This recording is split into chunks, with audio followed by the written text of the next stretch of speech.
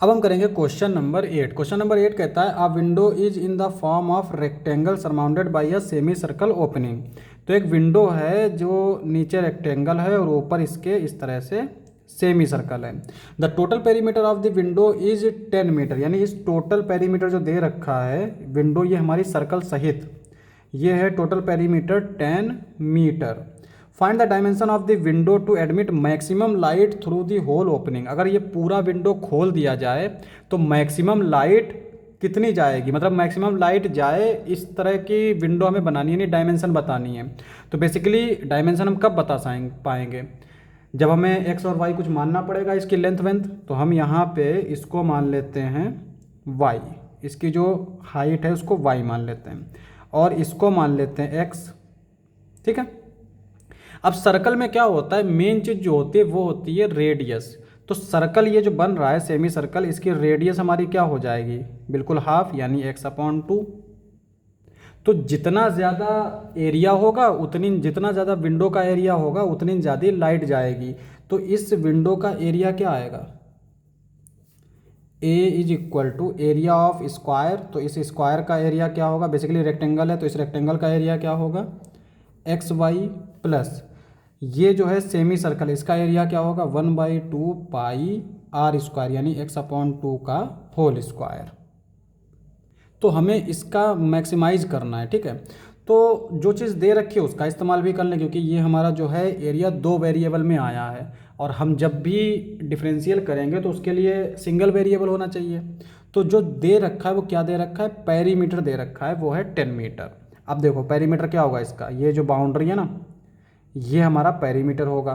तो पहले तो इस रेक्टेंगल का पेरीमीटर क्या होगा, इस रेक्टेंगल का पेरीमीटर जो पी आएगा वो हमारा क्या आएगा, एक ये हो जाएगा हमारा x प्लस एक तो ये y, तो ये हो गया 2y और प्लस फिर ये जो है ना ये सर्कल का सरकमफ्रेंस और कितना आधा, तो ये आ जाएगा सरकमफ्रेंस क्या होता है 2πr।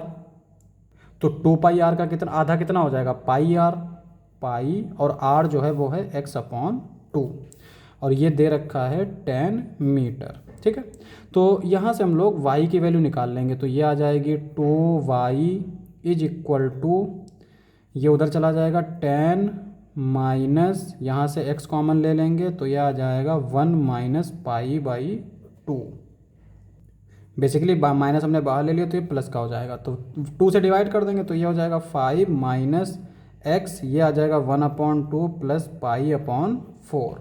तो y जो है वो इस तरह से आ जाएगा, इसको यहाँ रख देंगे तो a जो है वो हो जाएगा x 5 minus x 1/2 plus π/4 plus 1 ये 2 2 ज़ा 4 4 2 ज़ा 8 पाई एक्स स्क्वायर।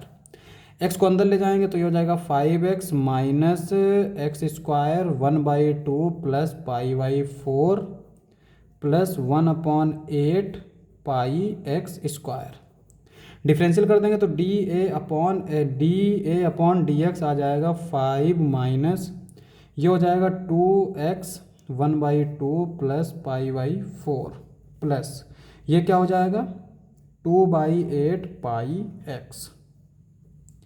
5 माइनस यहाँ पे 1/2 कॉमन ले लेंगे, 2 से 2 कैंसिल, x 1 प्लस π/2 प्लस 1/4 पाई एक्स।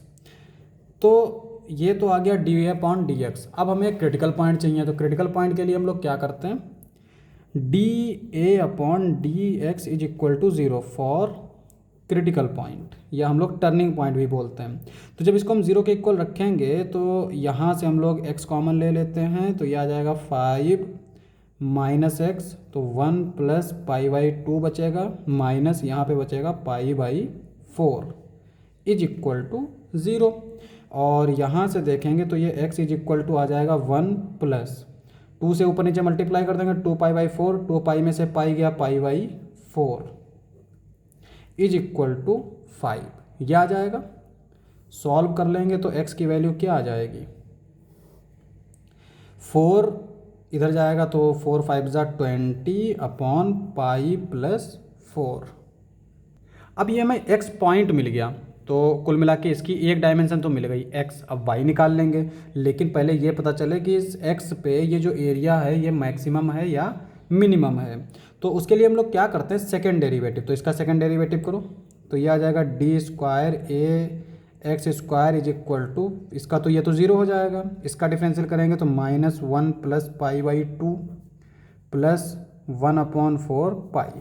ठीक है, सॉल्व कर लेंगे तो ये -1 minus pi by 2 plus pi by 4, ये आ जाएगा -1 माइनस पाई बाई 4 जो कि लेस देन 0 होगा।